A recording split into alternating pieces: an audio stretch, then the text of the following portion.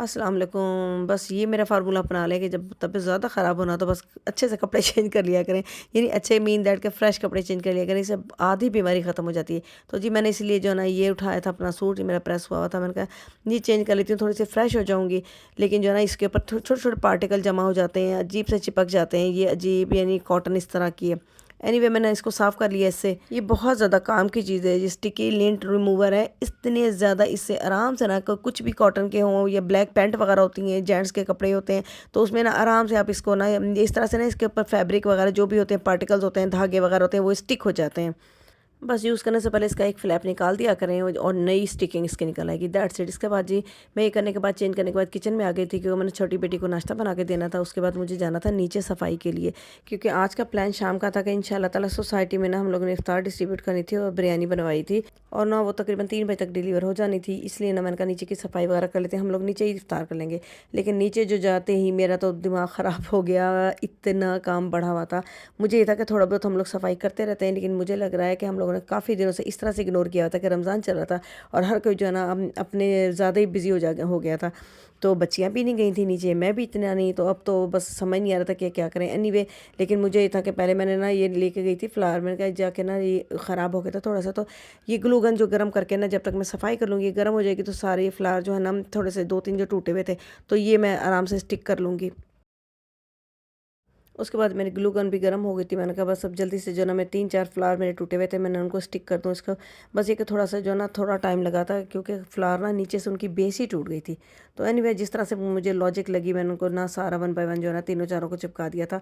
और उसके बाद मुझे क्योंकि टाइम ज़ाया नहीं करना था, अब मैं सोच के रही थी कि नहीं अब इसके बाद ना मैंने फुल जो है ना ये नीचे आके क्लीनिंग करनी है, दोबारा से खिड़कियाँ वगैरह मज़ीद अच्छी तरह से बंद करनी है, पूरे फ्लावर वगैरह धोने हैं, सब कुछ। अभी फ़िलहाल जो है ना जितना मुझसे सरसरी हो रहा था ना, बस वैसे ही मैंने सारा ख़त्म किया। रॉकिंग चेयर तो बहुत ही गंदी हुई थी, और इसको मैंने जो है जितना मुझसे हो सकता था इसकी भी डस्टिंग वगैरह की, और बस।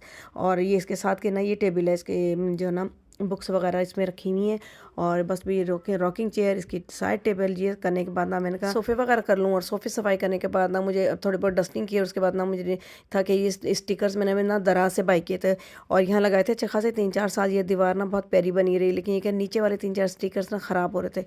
तो मैंने कहा बस इसको पहले सही करूँ, जो इसके बाद बाकी काम करूँ, क्योंकि जो चीज़ इग्नोर होती है ना वो हो ही जाती है। और इतना पहले ज़रा सा एक स्टिकर ख़राब था, और मेरी लापरवाही से ना ये नीचे की 2 लाइनें पूरी ख़राब हो गई। एनीवे मैंने जल्दी-जल्दी बस इससे ब्रश से ना जो एक्स्ट्रा था ना सारा ये झाड़ लिया, और इसके बाद ना मैंने इसपे दीवार की तरह ना पहले ग्लू, जैसे प्लास्टर नहीं लगाते वैसे अच्छी तरह से ना ग्लू दीवार पे लगा लिया, क्योंकि ग्लू स्टेबल होगी तो ये स्टिकर इसके ऊपर स्टेबल होंगे ना। तो इसलिए मैंने अच्छी तरह से ग्लू को इस तरह से ऊपर पेस्ट लगा के ना, फिर उसके बाद जो ना दोबारा स्टिकिंग जो है ना जो था, ये वुड ग्लू था, स्टिकिंग तो नहीं थी। तो ये वुड ग्लू ना दोबारा फिर ना मैंने इसका लगा के ना, यानी 2 दफ़ा इस पे पेस्ट लगाया तो बहुत अच्छे तरीके से ना ये हो गया था स्टिक। और ये कि ये अच्छी तरह से ना मुझे ये तक फाइनल अब ना ख़राब होगा भी नहीं, क्योंकि ये जो वुड ग्लू है ना ये अच्छी खासी वर्थी होती है। और मैं तो मोस्टली ये पाउच ना मंगवा के रख लेती हूँ, कहीं ना कहीं मेरे काम आते रहते हैं, क्योंकि बस ये ना मेरे डीआईवाई भी चलते रहते हैं, और जो ना घर की रिपेयरिंग भी मेरे साथ चलती रहती है। वरना है कि अगर चीज़ों का ख्याल ना रखा जाए ना, चीज़ें बहुत जल्दी ख़राब हो जाती हैं। बस ये करने के बाद ना मैंने यहीं पे नीचे ही वज़ू करके ना नमाज़ पढ़ने के लिए रूम में आ गई थी। मैंने कहा चलें पहले फ्रेगरेंस लगा लेती हूँ, क्योंकि मुझे अगरबत्तियाँ बहुत ज़्यादा पसंद है, और मोस्टली ना मैं लगाती रहती हूँ जब यहाँ आती हूँ। तो बस भी मैंने आके अगरबत्तियाँ लगाई, और उसके बाद जो है ना नमाज़ पढ़ी। नमाज़ पढ़ने के बाद मुझे पता था कि इफ्तार का टाइम हो गया है, और मुझे जल्दी से बस ऊपर जाके ना कुछ ना फ़ाइनल करना है, ताकि बच्चे जो है ना मेरे, क्योंकि बेटियाँ तो मेरी माशाल्लाह कर लेती हैं, लेकिन आखिर में तो फ़ाइनल टचिंग मेरी ही होती है ना। बस ये नमाज़ पढ़ने के बाद ना मैंने खजूरें वगैरह धो ली थी, तो मुझे ये था कि नहीं कम से कम खजूरें तो रेडी होना, कि अगर देर भी हो जाए ना इफ्तार को, तो ये कि मुझे तो ज़्यादातर बिज़ी होना था कि नहीं, जो मैंने अब काम के लिए टास्क लिया हुआ है ना कि अब टाइम से सबको इफ्तार पहुँच जाए, तो इतने में देर आ गई थी। अल्हम्दुलिल्लाह, शुक्र अल्लाह का। उसके बाद मैंने डिस्पोजेबल बॉक्सेस निकाले अपने सारे जो लिए हुए थे पहले से, और बस सब में ना मेरे हस्बैंड डालते गए थे, और मैं इसको पैक करके ना सारे रखती जा रही थी, और बच्चों से कहती थी आप किचन से उठा के ना बस आप फ़ौरन के फ़ौरन ना डिस्ट्रीब्यूट करते रहो। और बच्चों का तो ये बहुत ज़्यादा फ़न पार्ट होता है, और उनका तो फेवरेट पार्ट जिसे कहते हैं ना वो होता है। बस ये इन्होंने फ़ौरन फ़ौरन ना जो भी थे ना फ़ौरन फ़ौरन अपनी अपनी फ्रेंड्स के सोसाइटी में भी अच्छी खासी इनके ना 2-3 जानने वाली हैं दोस्त वगैरह जो अकेडमी में होती हैं, उनके भी देने चली गई। इसके बाद मेरा बेटा जो है ना उसने जाके ना मेन सब जगह डिस्ट्रीब्यूट किया, मस्जिद वगैरह में इधर उधर जो है ना वो उसने अच्छी खासी ना मतलब एक क्वांटिटी में लेके जाता था, बहुत सारे बॉक्सेस ना एक ही ट्रे में रख कर, और बस ये फ़ौरन देकर आ जाता था। बच्चियों ने तो बस 2-3 घरों में या अपनी यानी पड़ोस वगैरह में जो इनकी दोस्त वगैरह जानने वाली है ना बस उनके कर दिए थे, और काफ़ी अच्छा टाइम रह गया था अल्हम्दुलिल्लाह, बहुत ज़्यादा अच्छा टाइम रह गया था।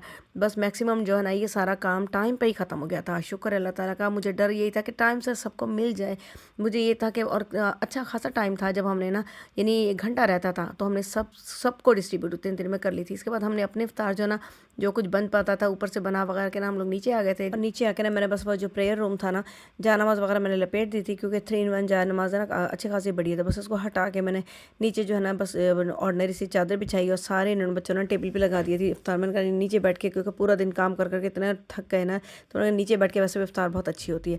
हम सब ने बस माशाल्लाह से नीचे बैठ के मज़े से ना अपने इफ्तार की थी, और बहुत ही ज़्यादा ना अल्लाह का लाख लाख शुक्र है कि हमारा ये सारा टाइम, इवन दैट कि हमारी इफ्तार भी पूरे टाइम पे हो गई थी। मुझे पहले यही डर लग रहा था जब मैं नीचे आई थी ना कि बहुत ज़्यादा काम बढ़ा हुआ है, बस फिर लेकिन अल्लाह ताला ने सब कुछ टाइम से हो गया। टाइम से हमने चाय वाय भी पी ली, बिल्कुल सही तरीके से इफ्तार वगैरह कर ली, शुक्र अल्लाह ताला का। इफ्तार करने के बाद मुझे भी कहाँ सुकून आता है, मुझे बहुत ज़रूरी जाना पड़ गया। उसके बाद मैंने फ़ौरन बस तैयार हुई, ट्यूनिक वगैरह चेंज किया, उसके बाद मुझे बहुत ज़रूरी मैंने मेरे हस्बैंड ने जाना था। हम लोग बस ये निकल पड़े कि बस अब जल्दी से ना वो काम भी निपटा के आ जाए, क्योंकि माशाल्लाह रमज़ान के दिन बहुत बिजी जा रहे होते हैं अल्हम्दुलिल्लाह। होप दैट जी मेरा आज बिजी डे आपको पसंद आया होगा, पसंद आए तो उसको लाइक और शेयर कीजिएगा, और मुझे कमेंट ज़रूर कीजिएगा कि मैं अपनी वीडियोस और कैसे इंप्रूव करूँ। ओके जी, अभी इजाज़त चाहती हूँ, टेक केयर, अल्लाह हाफिज़।